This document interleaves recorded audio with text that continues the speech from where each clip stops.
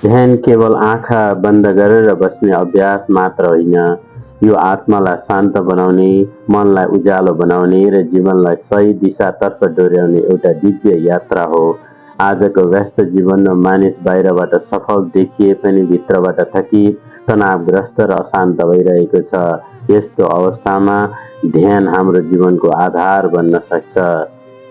जीवन विज्ञानले सिकाएको ध्यान अभ्यासले हामीलाई आफ्नो वास्तविक स्वरूप चिन्न मद्दत गर्दछ।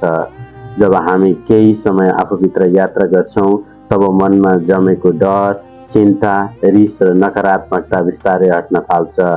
ध्यानले केवल मनलाई शान्त बनाउँदैन, यसले आत्मविश्वास, सकारात्मक ऊर्जा र जीवनप्रतिको नयाँ उत्साह पनि जगाउँछ। चक्र ध्यान विशेष रूपमा शरीरभित्र रहेको ऊर्जा केन्द्रलाई जागृत गर्ने अभ्यास हो।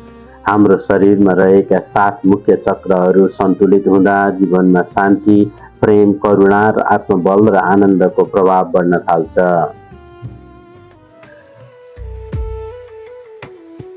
आफ्नै मनभित्र यात्रा गर्दा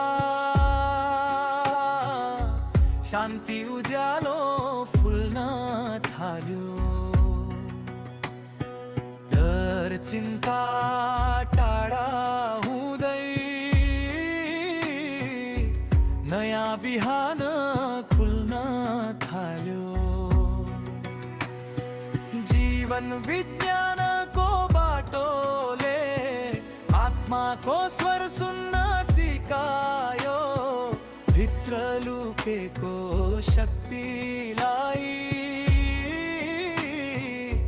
ध्यानले फेरि जगाइदियो। ब्राउन विश्वविद्यालयसँग सम्बन्धित पीएचडी स्कलर तथा हेल्पिङ ह्यान्ड अमेरिका र हेल्पिङ ह्यान्ड नेपालका अध्यक्ष श्री लीला चम्लगाईले चक्र ध्यान सम्बन्धी अनुसन्धान गर्दै यसको सकारात्मक प्रभावबारे अध्ययन गर्नुभएको छ। उहाँको अनुसन्धानले ध्यान अभ्यासले मानसिक शान्ति, भावनात्मक सन्तुलन र जीवनमा सकारात्मक ऊर्जा वृद्धि गर्न मद्दत गर्ने देखाएको छ।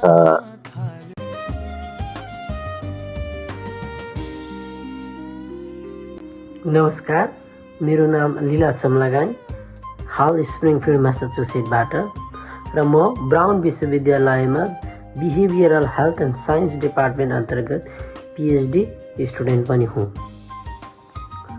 मलाई के लाग्छ भने हाम्रो समुदायमा अहिले विभिन्न कारणहरूले गर्दा मानसिक स्वास्थ्य सम्बन्धी समस्याहरू, विशेष गरी स्ट्रेस, एन्जाइटी, डिप्रेसन, घरेलु हिंसा तथा अल्कोहल र अन्य लागु औषधका प्रयोगका कारणले आत्महत्याका घटनाहरू बढिरहेका छन्। यस विषयमा विभिन्न अनुसन्धानहरू पनि भइरहेका छन्।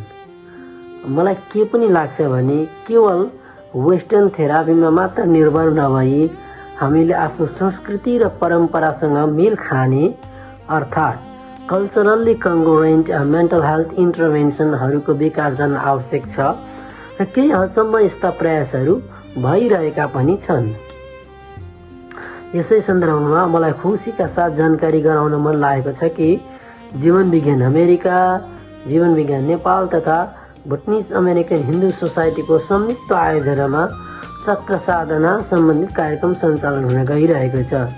यो कार्यक्रम गुरुदेव एलपी भानु शर्मा र रमेश नेपालज्यूको सानिध्यमा सम्पन्न हुनेछ।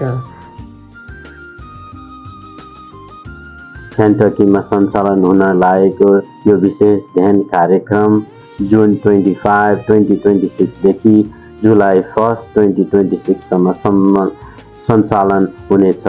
यो कार्यक्रम केवल एउटा साधना शिविर मात्र होइन, आत्मजागरण र सकारात्मक जीवनतर्फको यात्रा हो। कार्यक्रममा सहभागी भई ध्यान, ऊर्जा र आन्तरिक शान्तिको अनुभूति लिनुहोस्। दर्ता तथा थप जानकारीको लागि सम्पर्क लीला मिश्र 502-409-8405, टिका अधिकारी 502-509-7663, गीता मैनाली 319-259-2205।